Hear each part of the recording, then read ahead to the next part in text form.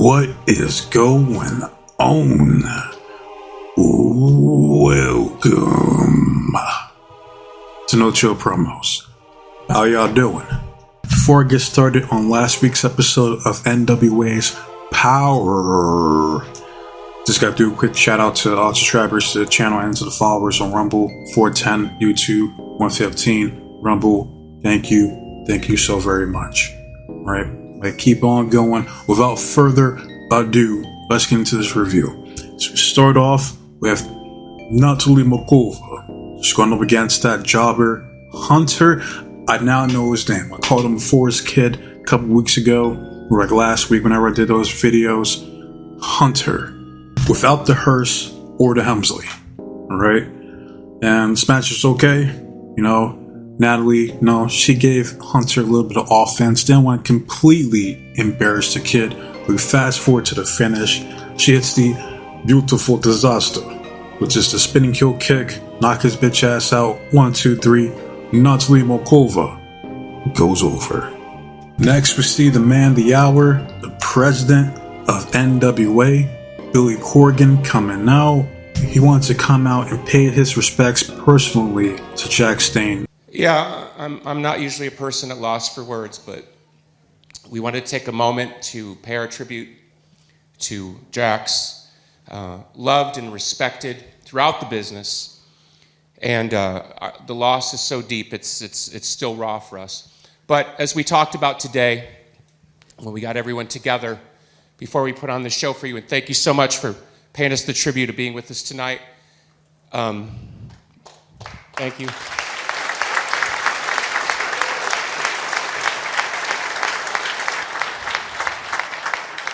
I know that Jax would want us to be out here putting on our best foot forward. He loved the National Wrestling Alliance. He loved what this company stood for. He loved the tradition, and he loved the boys in the back and the fans in the seats.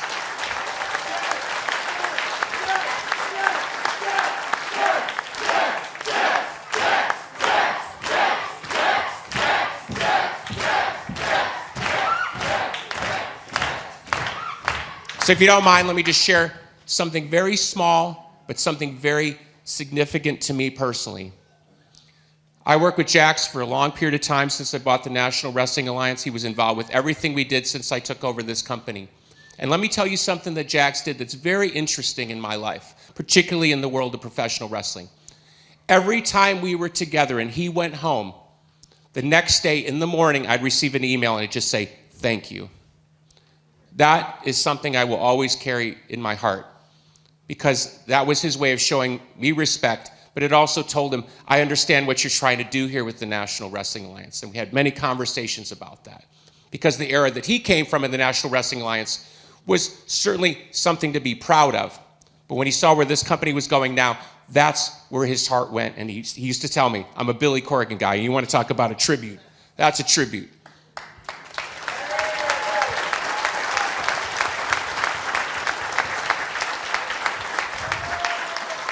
And I'd love to talk to you all night about this wonderful person, but I think this is the best tribute before we do our traditional 10-bell salute, which is, of course, the greatest honor that we can give any professional wrestler who's been in the squared circle. So please indulge me. Just listen to this list. NWA Lone Star Heavyweight Champion, NWA North American Heavyweight Champion, NWA National Heavyweight Champion, NWA World Tag Team Champion, NWA World's Heavyweight Champion, a father, a husband, and a friend to all. So please rise and take off your tap as we pay Jax the ultimate tribute in the world of professional wrestling. And then he did the 10-bell salute. And I remember watching this one video, like the most disrespectful fans in history, and this one asshole, he had the audacity, the unmitigated gall. And this was at some indie show. I don't remember, maybe it was ROH, I'm not sure, but they did a 10-bell salute to Eddie Guerrero. And this motherfucker, this schmuck, he was like, man, fuck that shit. And I remember some of the wrestlers in the ring, like Homicide and Eddie Kingston, they were looking at this dude, wanting to unalive him. You know, they were like, the fuck you say, pussy? Yeah, get this bitch ass motherfucker out the ring. Get the fuck out of here. So he got rejected and banned for life from that company from ever coming back there. Like, you gotta be a different level of piece of shit to interrupt a 10-bell salute to my favorite wrestler of all time, nonetheless. Well, those are like the same people who go out their way to dislike a tribute to a wrestler that passed away. You're like, oh, did you get triggered from all the kind words being said about that wrestler? Like, get the fuck out of here, man. It's ridiculous. And I already said my piece about Jax Dane, but what I will say is I appreciate what NWA did for Jax. Because you got in the other company, WWE, one too many wrestlers that passed away, and we've heard no mention of them ever since. It's sad. It really is. I'm not going to go down the entire list, but you got wrestlers like Tess, Lance Cade, Garrison Cade, Crash Holly, Chris Candido, Sarah Lee, Ashley Mazzaro, Shad Gaspard, Big Daddy V, Viscera, Brian Christopher, Bam Bam Bigelow, just name a few. There's one too many, and it's fucking sad. I don't want to make this video somber, so I do appreciate and big ups to NWA. Despite a lot of people talking shit about this company, it's like I really wish they would have got that TV deal. Like, I want these guys to remain independent, And I remember, like, Billy Corgan, he was on commentary for the show. He was talking about, we have no investors. Like, I put all my money into this company, and I appreciate that. So thank you, Billy Corgan. All right, but enough of that. Let's move on to the next match. We have the Overlord. He's the Overlord because he's over, man. Man's out here looking like Zoolander. They hate me because I'm really, really, really, really, really good looking. I love that movie. But he's out here with PBS, Mr. Pretty Boy Smooth. Come to find out, he was trained by Johnny Gargano. And don't worry, I'm not going to talk shit about Gargano in this video. But I will say he did a decent job training this dude. Because he has potential. He's still a little rough around the edges, but there's something there.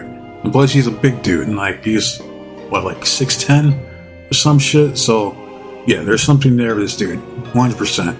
And he was, at this time, the reigning, defending, undisputed NWA Exodus Pro Midwest World Heavyweight Champion. No, that's a lot. That's the official title. And this was before he dropped the belt to Dante Casanova, because I was going to review that pay-per-view for that show, but I didn't get enough time to. But be on the lookout for Dante Casanova. That dude's good. That dude's money. But he's going up against Baron Von Storm, who was one of Jax's best friends. Alright, so this match was emotional for him. But fast forward, you see Baron, he gets the upper hand on PBS, where he's going to lock in that iron claw of his. But then we see the Overlord. He's summoning some of his little henchmen, his goons, his ruffians to help out PBS.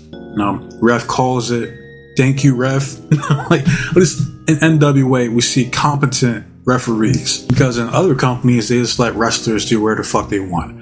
It's a regular match? Fuck it, let's bring out a ladder. Who's gonna get counted out? We've been out here for 20 seconds.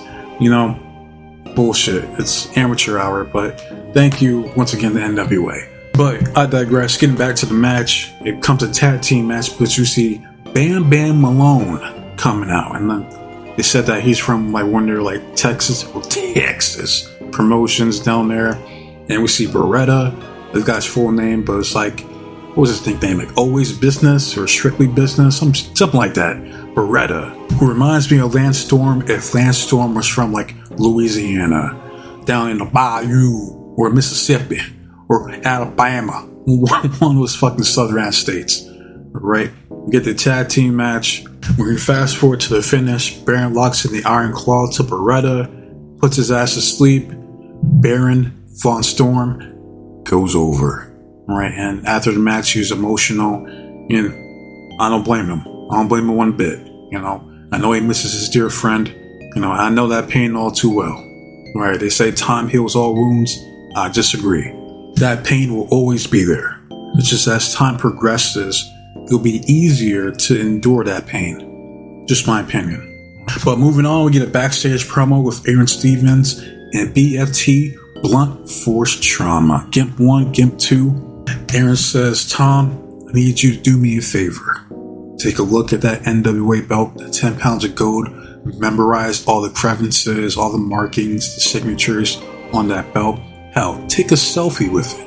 Because after tonight, it will be the last time your ass will be the NWA World Heavyweight Champion in this company. I will be taking control of that belt. You're going to hear me sing in the middle of that ring, because you're going to see exactly what's in store for you later on tonight. And that leads us to the main event. All right, got Aaron Stevens, Blunt Force Trauma coming out. All right, then we see the reigning, defending, undisputed NWA World Heavyweight Champion, Tom Latimer. He's coming out with his Hidden Boss theme song, Latimer. Latimer. I like it. I definitely like it. All right, but we're not going to get Aaron Stevens versus Tom Latimer. We're going to get Carnage. All right, so I'm learning their names. All right, so one dude's Carnage. I know their dude's name was Chaos, Anguish. I don't know, but we'll find out soon enough. But we'll get the match, and don't worry, I'm going to break down this match for you guys because I enjoy it. This is the type of wrestling that I fucking miss so much. It's not even funny, you know. So once again, thank you to NWA, because they take the time out to sell.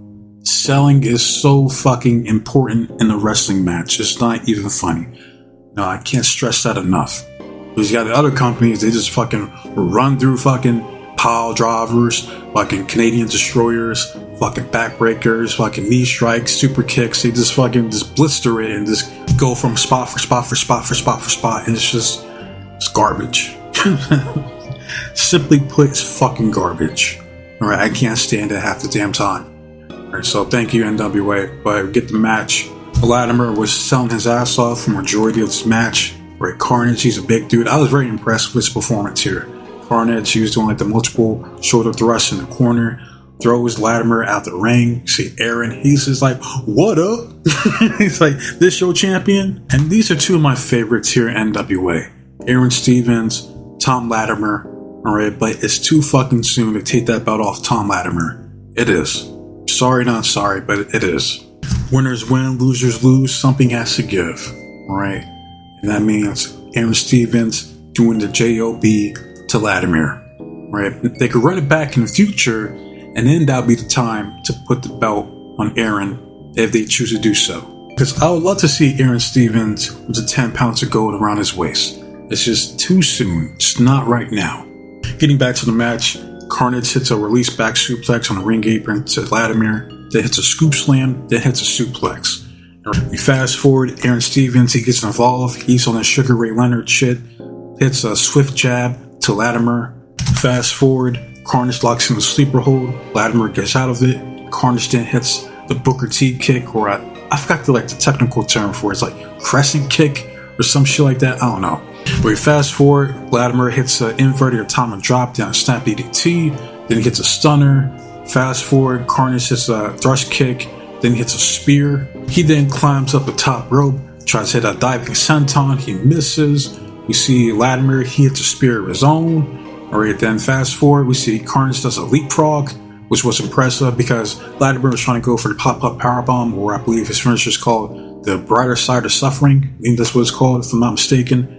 Alright, but that was impressive. Like I said, Carnage, that's a big dude. Alright, doing all this athletic shit. Very impressive. Where he then hits a drop kick, a nasty drop kick at that. Alright, and fast forward to the finish, where Latimer throws Carnage into Aaron Stevens, who's trying to distract him, hits the pop-up powerbomb, which is called the Brighter Side of Suffering. 1, 2, 3, and still the NWA World Heavyweight Champion, Tom Latimer. And that's it for this week's episode of NWA. I enjoyed it. The main event delivered. I want to hear from you guys. Did you guys enjoy this episode? Favorite moment, all that good shit. What do you expect to see moving on in NWA? Let me know in the comment section. But to those who like and comment, I appreciate it. I truly do. To those who dislike it, keep doing you. It's hilarious. It really is. Alright. As far as the next video, I'm gonna knock out the Monday Night Raw video for you guys. So I was going to, I got you. And I didn't forget about the Let's Fucking Go episodes as well. I just don't have the time, man. There's only so much time I have. Alright, but I didn't forget, not to mention, we have AEW Dynamite tonight, which I was gonna skip, but I can't skip, Best in the World, Jamie Hayter versus Chris Stacklander, right? So I gotta cover that match. I gotta do it. Never any shortage of content for this channel, like, ever. So I get to it when I get to it, right? But that said, wasting off your guys' time, so be safe, be blessed, take care of yourself, protect you and yours, the loved ones, stay warm, stay dry, stay frosty, but most importantly, trust in God. God be with you. I'm out of here. Till next time. Adios.